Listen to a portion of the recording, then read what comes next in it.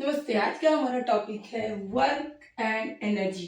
तो जी हाँ, ये क्लास 9th के बच्चों के लिए है वर्क एंड एनर्जी।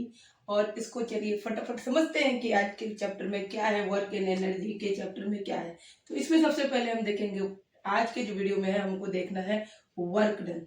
ठीक है, कि वर्क डन क्या होता है और फिजिक्स के वर्क डन में और हम जो रोजमर्रा के बात में कहते हैं कि हमने इतना काम कर लिया उतना काम कर लिया, उन दोनों में क्या अंतर होता है उसको हम समझेंगे। ठीक है, कि वर्क डन और जो हम बोलते हैं वर्क डन और फिजिक्स जो बोलता है उसमें क्या डिफरेंस है उसके बारे में हम आज समझेंगे, इसके फॉर्मूलाज जानेंगे और कुछ न्यूमेरिकल्स भी करेंगे। तो चलिए फटाफट स्टार्ट करते हैं। तो फिजिक्स के अनुसार जो होता है, work is said to be done when a force applied on a body and the body gets displaced in the direction of force, तब बोलेंगे फिजिक्स में कि वर्क डन हुआ। यानी कि कोई बॉडी है, मान लीजिए ये बॉडी है और इस बॉडी पे हमने एक फोर्स लगाया, इफ फोर्स लगा और बॉडी बॉडी जो है हमारा डिस्प्लेस होके यहाँ पे आ गई। ठीक है, और इसने कोई डिस्टेंस तय किया, इसने मान लीजिए डिस्टेंस तय किया कितना, इसको आप कुछ भी बोल सकते हैं, ये एस डिस्टेंस तय किया या फिर D for distance, D distance भी बोल सकते हैं। सो एस बोलते हैं अगर, तो इसने एस डिस्टेंस तय किया, एफ बॉडी एफ फोर्स लगाया और बॉडी ने इस डिस्टेंस तय किया, तो जो हमारा वर्क डन होगा वो क्या होगा, वर्क डन जो होगा वो उनके प्रोडक्ट के बराबर होगा। यानी यहाँ पे बोला जा रहा है कि वर्क डन किसको बोलते हैं, ये तो हम समझ गए कि अगर हम फोर्स लगाते हैं और बॉडी उसी डायरेक्शन में डिस्प्लेस करती है, आगे इसके बारे में और देखेंगे हम। पर अगर हमने इस पे एक फोर्स लगाया इस तरफ और बॉडी भी इसी तरफ, ये पेन भी इसी तरफ डिस्प्लेस हो रहा है, तो इसको क्या बोला जाएगा, इसको बोला जाएगा वर्क डन हुआ। तो ये वर्क डन कैसे पता चलेगा, यानी कि यहाँ पे जो होगा product of force and the displacement of the body, ये हमारा हो जाएगा क्या, work done. Product of force and displacement of body is equal to what, work done. चलिए तो इसको देखते हैं कैसे। यानी कि हमारा जो वर्क डन है, वर्क डन, ये work done is equal to F N into S, we can say कि ये हमारा क्या हो जाएगा, फोर्स इंटू डिस्प्लेसमेंट, ये कहलाएगा वर्क डन। पर इसमें यही नहीं है, यहाँ पे अब हम क्या करेंगे, angle between force and the displacement भी हम काउंट करेंगे। तो हम इसको बोल सकते हैं एफ इंटू एस या F into D cos theta. तो कॉस थीटा से हम इसको रिप्रेजेंट करते हैं कि यह हमारा फॉर्मूला हो गया F into S cos theta या F into D cos theta.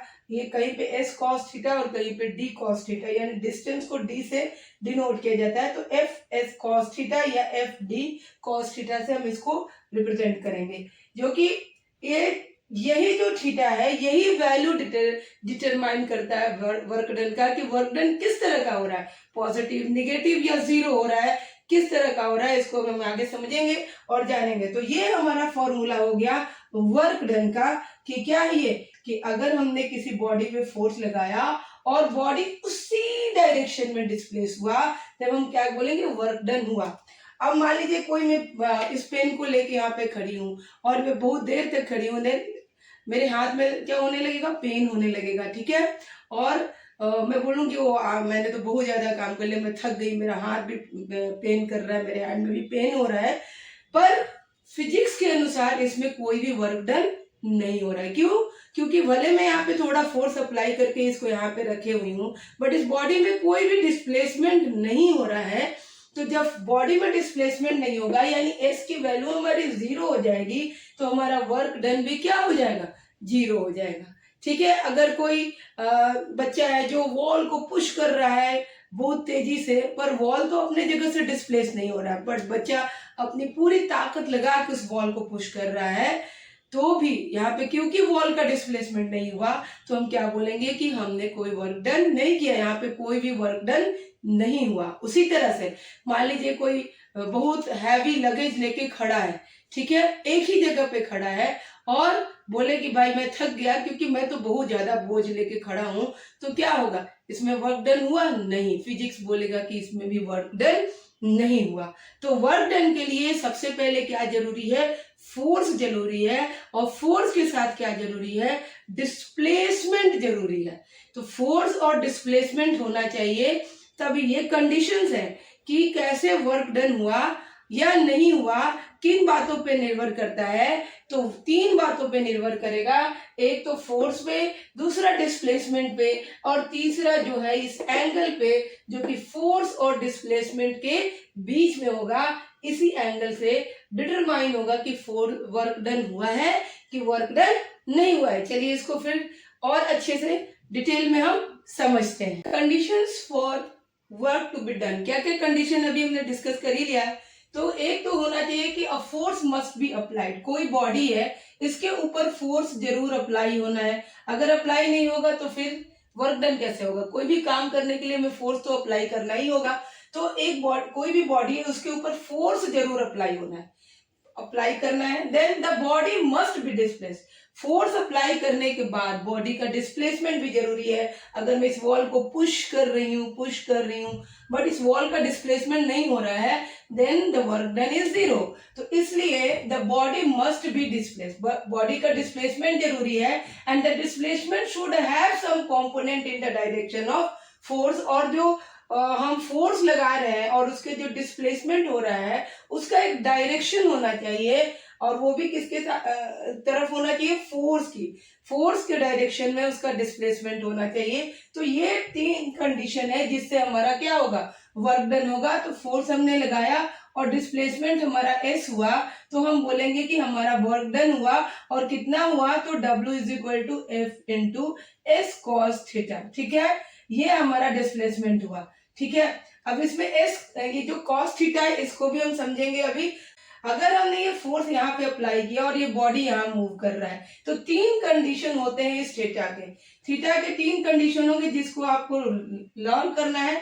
अगर ये कॉस थीटा का वैल्यू 0 डिग्री है तो इसका वैल्यू 1 हो जाएगा। अगर इस थीटा का वैल्यू 90 डिग्री है देन इसका वैल्यू 0 हो जाएगा। और इस थीटा का वैल्यू अगर 180 डिग्री है देन इट विल बी -1। यही 3 कंडीशंस आपको पढ़ने होंगे, या कुछ और भी एंगल्स दिए जा सकते हैं जिनका वैल्यू ऑलरेडी पेपर में दिया होगा, क्वेश्चन पेपर में दिया गया होगा। अगर हम बोले कि इस थीटा की वैल्यू जो है 60 डिग्री हो जाए तो उसका 1/2 होता है। ये ट्रिग्नोमेट्री से रिलेटेड है, इसको थोड़ा सा आप लोगों को इसका फॉर्मूला या इसकी वैल्यू जो है उसको लर्न करनी होगी। तो अब देखिए कि होता क्या है। तो यहाँ पे फोर्स हमने इधर लगाया और डिस्प्लेसमेंट भी इधर हुआ।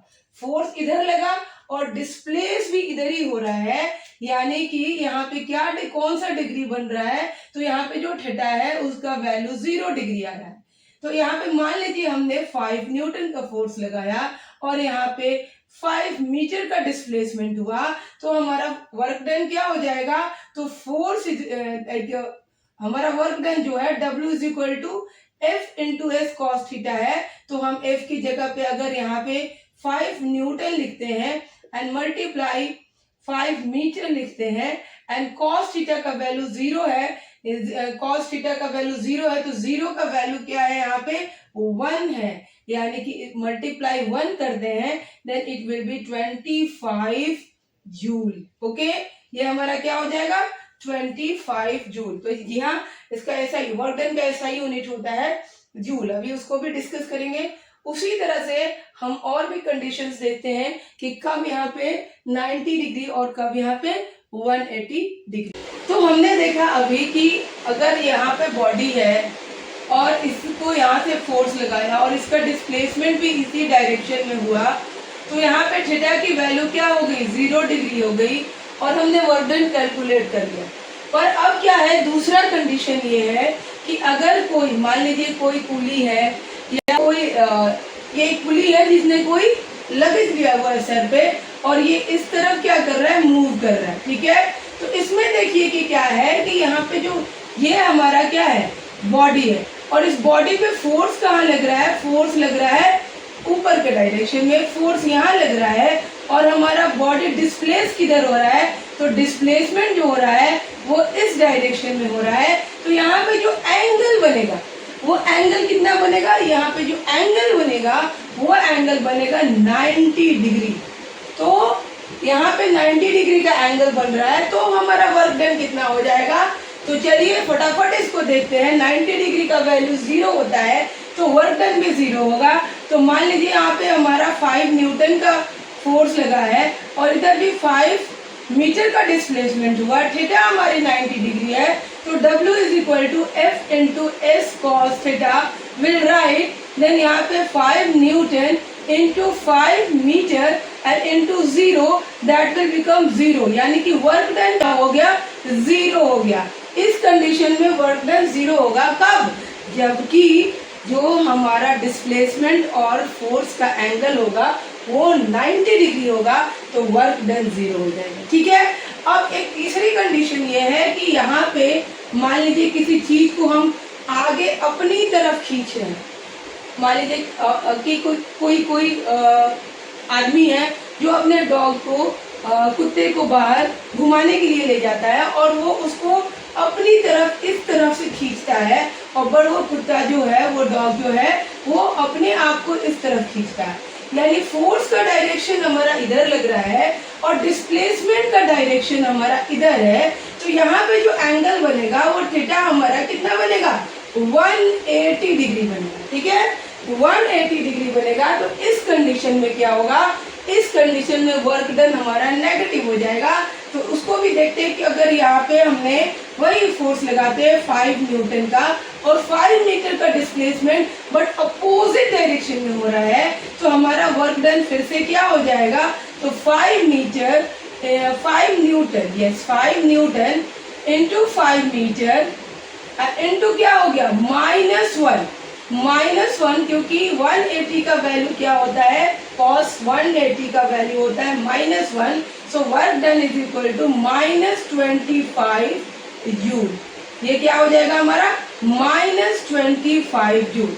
यानी कि हम देख सकते हैं कि हमारे पास 3 कंडीशन है, जिसको हम बोल सकते हैं, एक कंडीशन जब फोर्स के डायरेक्शन में डिस्प्लेसमेंट होगा तो इसको हम कहेंगे positive work done, positive work done. Okay.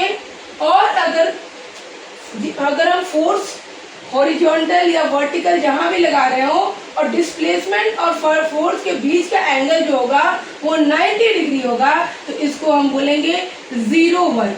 इसको क्या बोलेंगे हम, 0 work done. Yes, it will B 0 work done.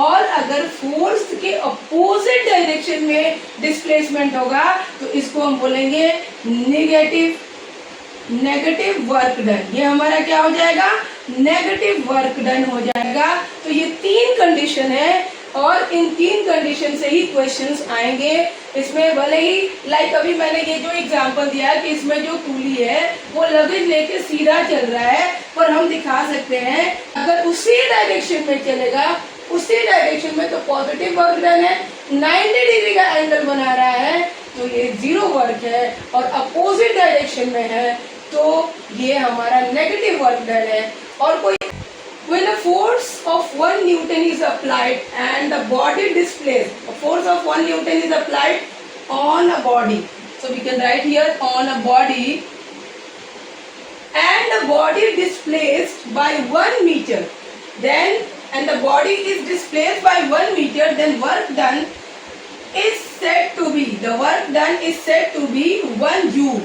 यानी कि इस बॉडी के ऊपर हम एक फोर्स जो है हमारा है वो है 1 न्यूटन एंड जो डिस्प्लेसमेंट हो रहा है बॉडी का वो भी कितना हो रहा है, 1 मीटर। तो हमारा वर्क डन कितना हो जाएगा, वर्क डन हो जाएगा 1 जूल। यानी कि work done is equal to, again हम लेंगे F into S cos theta.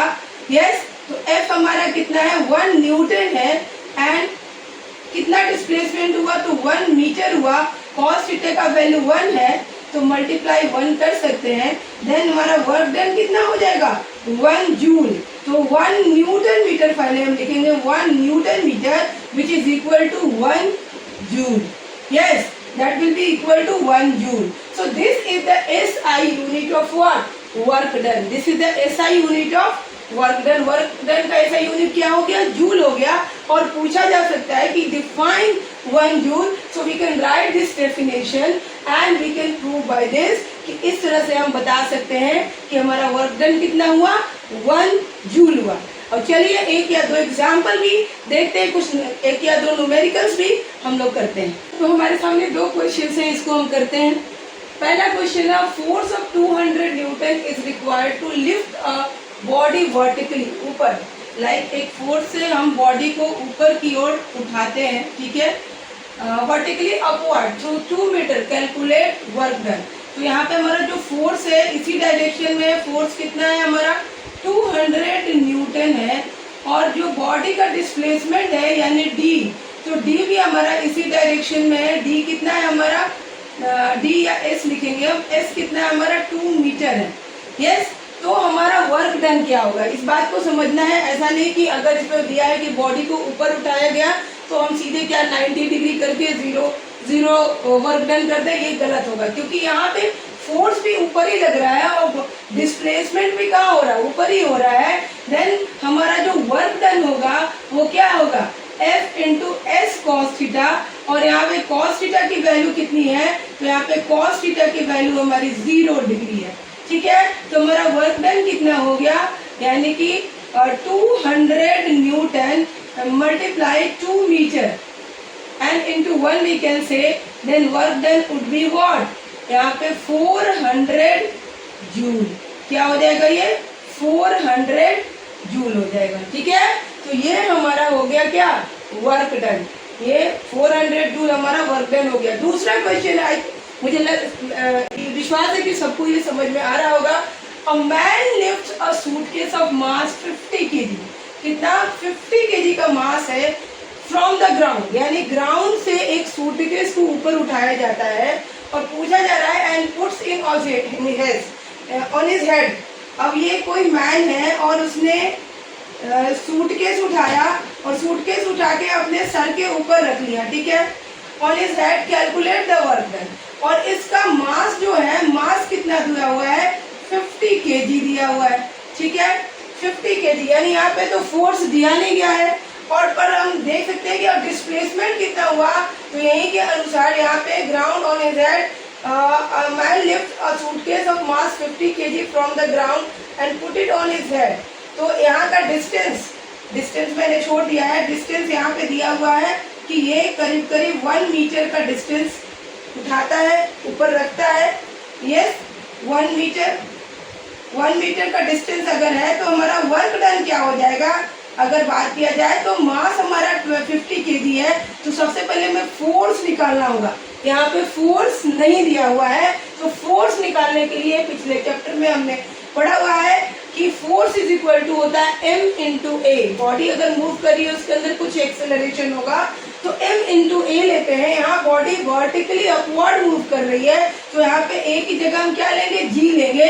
तो F इज इक्वल टू क्या हो जाएगा, m इंटू जी, और g की वैल्यू क्वेश्चंस में दी रहती है, अगर नहीं दी है तो हम 9.8 मीटर पर सेकेंड स्क्वायर या 10 मीटर पर सेकेंड स्क्वायर ले सकते हैं। तो यहाँ पे हम क्या करेंगे कि हमारा मास है 50 kg, तो 50 kg एंड मल्टीप्लाई कितना हो गया हमारा 10 मीटर पर सेकेंड स्क्वायर ले लिया, that it will B 500 Newton. हमारा फोर्स कितना हुआ 500 न्यूटन, और ये 1 मीटर का डिस्टेंस कवर कर रहा है, तो वर्क डन कितना हो जाएगा F into S cos theta, और कॉस थीटा की वैल्यू 0 डिग्री है। यहाँ पे हमारा कॉस थीटा कितना होगा 0 डिग्री होगा, तो हमारा W कितना, यानी वर्क डन कितना हो जाएगा 500 जूल। क्या हो जाएगा ये 500 जूल। आई बिलीव सबको ये अच्छे से समझ में आ गया ये कॉन्सेप्ट। अब इसके आगे का जो कॉन्सेप्ट है वो हम लेके आएंगे अगले वीडियो में, जिसमें हम एनर्जी के बारे में समझेंगे और उसके भी बहुत सारे न्यूमेरिकल्स करेंगे। अगर ये वीडियो अच्छी लग रही है तो मेरे चैनल को लाइक शेयर और सब्सक्राइब करिएगा। तब तक के लिए बाय बाय।